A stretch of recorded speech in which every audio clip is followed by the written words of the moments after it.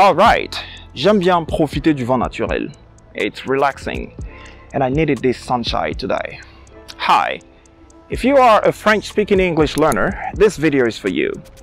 Lorsque vous apprenez l'anglais, considérez-vous comme un enfant qui découvre sa langue maternelle, qui prend le temps d'observer le fonctionnement de la langue, la morphologie de la langue, la prononciation, la phonétique, les aspects linguistiques et paralinguistiques de la langue, jusqu'à ce que vienne un jour où l'enfant pourra dire son premier mot, construire sa première phrase, commencer à construire des phrases bien structurées et s'exprimer couramment dans cette langue.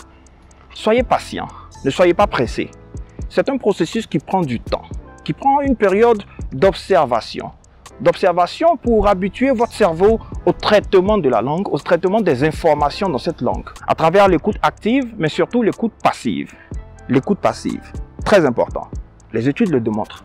Plus vous passez du temps à écouter du contenu dans une langue, plus vous habituez vos oreilles et votre cerveau à cerner la langue. Il faut pouvoir comprendre qu'il s'agit d'un processus qui demande du temps, des efforts, de la concentration, un travail bien structuré et beaucoup de sacrifices. Il faut aussi pouvoir se fixer des objectifs précis. Ici, nous nous intéressons particulièrement au développement des compétences orales en anglais. Donc, comment acquérir la fluidité orale lorsque vous vous exprimez. C'est de ça qu'il s'agit. Il y a une première étape qui consiste à poser les bases théoriques. Et il y a une autre étape qui consiste à développer l'expression orale.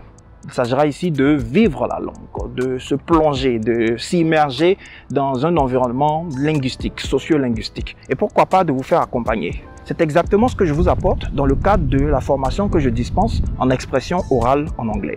Je suis coach Mike ESL, formateur certifié spécialisé en techniques d'expression orale en anglais général et business English. Bye for now.